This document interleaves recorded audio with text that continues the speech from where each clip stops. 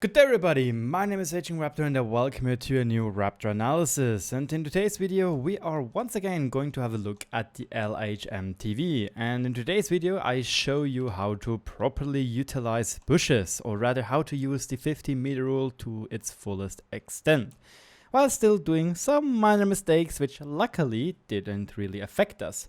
You could see already, we are on the map Malinovka. And by looking at our allied tanks, you might notice that those are primarily, whatever this word is called, tier 8 tanks, and it is a tier 8 only game. So the first thing which I usually do, and I would like you to do as well, is analyze how is the team setup of your team and the enemy team. And the first thing you will notice is, oh boy, 4 scouts. Plus my position where I spawned is pretty trash, to be honest, because usually I tend to go all the way up there, not here. This is a good position sometimes, but it's very obvious. I personally enjoy this position over here. It's a very good position. It's very sneaky and it can lead to a lot of spot damage. But we are not going to do this, and now you see we had a bad spawn.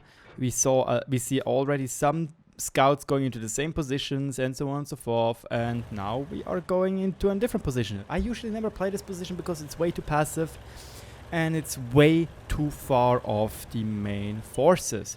The good thing is, however, that in the beginning usually you spot some people like this Tiger 2 over here, and I decide not to shoot at him, but you could see we only got a third of the spotting damage, which is pretty saddening. So the first thing I will be doing is using double bush here. We got lucky enough that the Tiger 2 is far enough behind the bush to not spot us when we shoot at the LHMTV.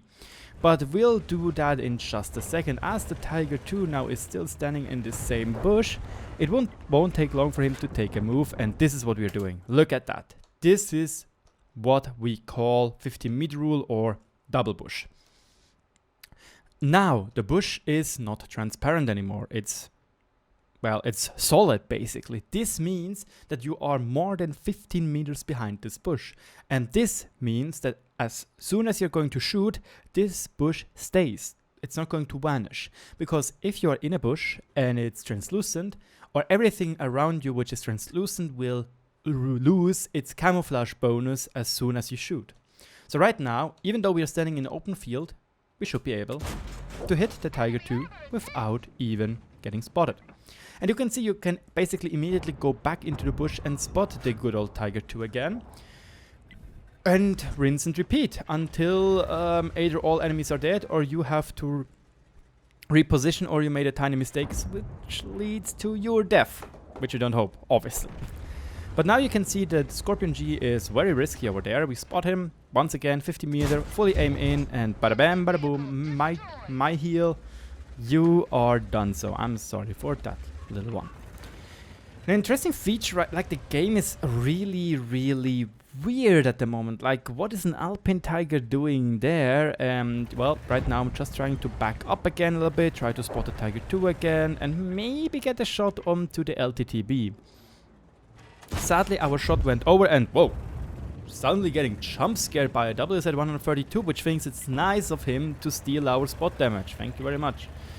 This is something which I genuinely dislike when people are doing this. You could be in a much better position, but then again it worked out in the end, kind of. I'm deciding now to go more aggressive because again I don't see the point in sharing spotting experience or spotting damage with Gokatsek. So I tried to be more aggressive. I knew I was spotted, so I just took the shot and I got some more damage out onto the Chimera. Now we are a little bit further away, plus there are no spotting points of the Tiger 2 being able to see us. Plus it's around 300 meters away for the Chimera, so he won't be able to spot us. We had a 50% chance of penetrating the Tiger 2 there. Sadly, that didn't work out, so well, it happens. But look at what we are doing. We were standing like this, very deep. We only showed our turret, and it made it incredibly hard for the enemy to actually hit us, even if we were spotted. Always try to use the terrain to your advantage. And here, I wasn't spotted. I used the bush once again to shoot at the Tiger 2, and I wasn't spotted until now as the ELC was peeking around. So now I'm deciding, you know what, there's still artillery, he might be aiming at me, let's camp. While we are waiting to get unspotted again, I see the Tiger II moving forward, and I decide, you know what, when you're moving like this and give me broadside, I'm just taking the shot again and taking some free damage with me. That's totally fine and easy. I like that a lot. At the moment, it's a little bit saddening. The Su-140 PM either missed its shot or was reloading, and the Tiger II got into our position. So now we actually have to do a tiny touch of teamwork to make this work. The Tiger II missed his shot, and I have to say the WZ makes a really nice snapshot, probably very lucky to hit the frontal road wheel. I retrack him again, do another shot into the frontal road wheel, and we are just taking turns to whittling down the Tiger II. Here I was a little bit not very careful. I showed way too much of my tank, but it looks like the Tiger II was still reloading. Now as the ELC even 90 is still camping behind the rock, I'm taking the advantage to drive forward towards the building. Because on the building we have hard cover and should be able to finish off the ELC even 90. And now look what is going to happen. First and foremost, we are going to back into the wood wall to destroy it, so we have perfect sight, and bam! Even though we killed Shadow King, we didn't get spotted because he was the only one being able to spot us. This is also something which is kind of sometimes weird about the spotting mechanic, but keep that in mind, that if you're the only one spotting the enemy which is shooting at you and you die at that instance, he won't get spotted in most cases. So now we are driving softly forward and we are starting to spot a KV-4. Our shot sadly misses its mark and we hit a spot where we sadly missed, but it was too far away for the KV-4's rather bad fuel range and maybe bad crew. But now we're doing another shot into the lower plate, and one thing you might see, beforehand I wasn't spotted, I still backed off. Now I was spotted and I still backed off. But now I'm like, well, you know what, he's not looking at me, I don't care, let's just take our chances. I tried to hit his side armor, but it was too much angled, so we are down to one more AP round. And well, let's just go YOLO, he is alone against like 3 targets. I shot into the lower plate, did a decent chunk of damage, and don't shoot at me, don't shoot at me! He only hit our tracks, which is unfortunate. We just took auto aim, made a drive-by, and now we are driving towards their jungle, or excuse me, their woods, where most likely some more enemies are hiding, especially the good old artillery piece, which we all love and hate, but most likely hate.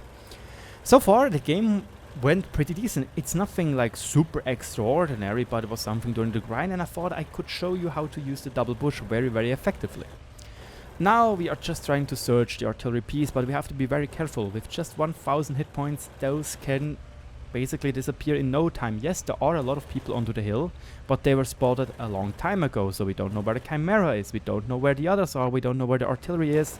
So I'm using bush by bush to go forward and use them to spot people, and oh, look at that, there is our little artillery. Unlucky, I drove back, I should have aimed more. I missed the shot into the track, just detrack him. Luckily the WZ finished him off. Now once again we are using double bush. Miss again because the gun's accuracy on the move is atrocious. And now we are trying to predict where he is, doing a blind shot, and this is kind of stupid by me. I shouldn't have stayed in a bush because now he's way too close. He's going to spot me nevertheless, which he did, and we do one more shot and now we're getting clipped by the Prosciutto, which is very, very unlucky, to be honest. But he only hit 2 rounds, so we are still alive.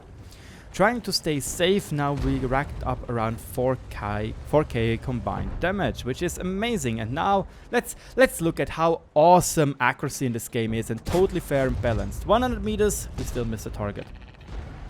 Yeah. I genuinely hate it. This is something like which I absolutely hate about this game. Accuracy sometimes is just a joke, seriously. But look at that! A Prosciutto on 260 meters. Yeah, that's an easy kill.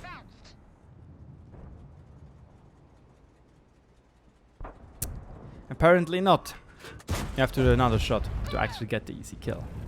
Now, this is the problem which I faced a lot with those British light tanks, because especially the tier 8 and the tier 9 one and the tier 10 are very vulnerable for losing rounds.